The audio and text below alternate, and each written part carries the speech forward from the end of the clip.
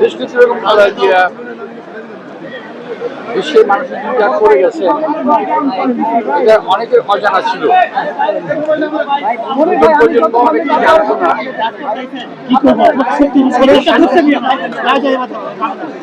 এরকম খালেদা জিয়া দীর্ঘদিন আমাদের মাঝে ফলে ওরা জেল জীবন, অত্যাচারের জীবন এই সম্পর্কে নতুন প্রজন্ম অনেকেই জানতো। ওনার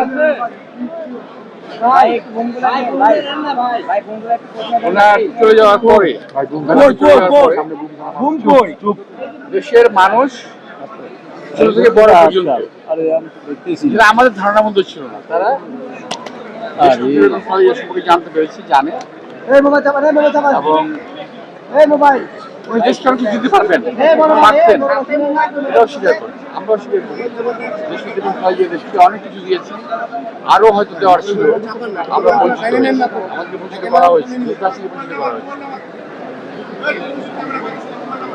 ওনার দীর্ঘ রাজনৈতিক জীবনের পরিক্রমার পাশে আমরা থাকার চেষ্টা করেছি।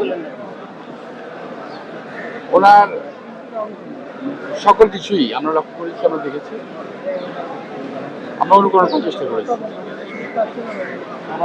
দেশের মানুষকে উনি ভালোবাসতেন।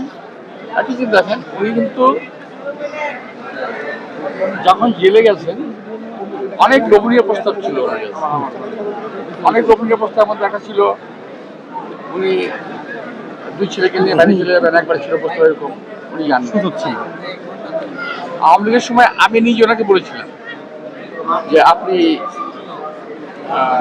চলে যান, তোমাদের কি হবে, আমার যে হওয়ার হবে।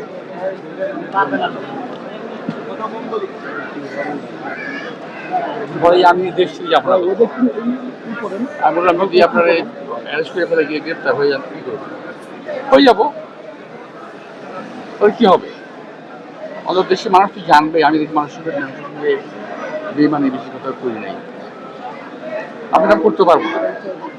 আমি তো বলেছি, আগেও বলেছি, এখনো বলছি যে আমার বেশি ভারী যাওয়ার মতো জায়গা নেই, আমি দেশের মানুষই করতে চাই। সেই মানুষটা আজকে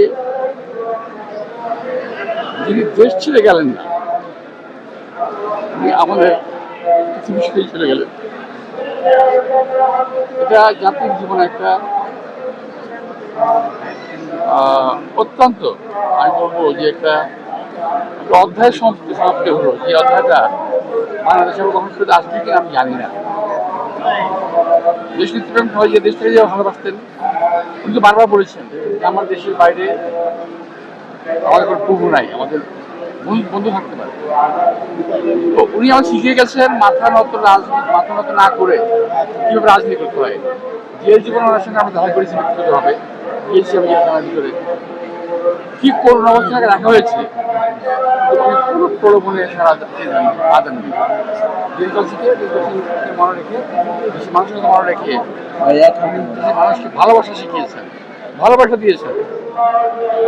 সেই ভালোবাসা রেখে আজকে নামাজ চলে গেছে। আল্লাহ তাআলা তাকে দেশের সম্মান, সবচেয়ে শান্তি এটি কামনা করি।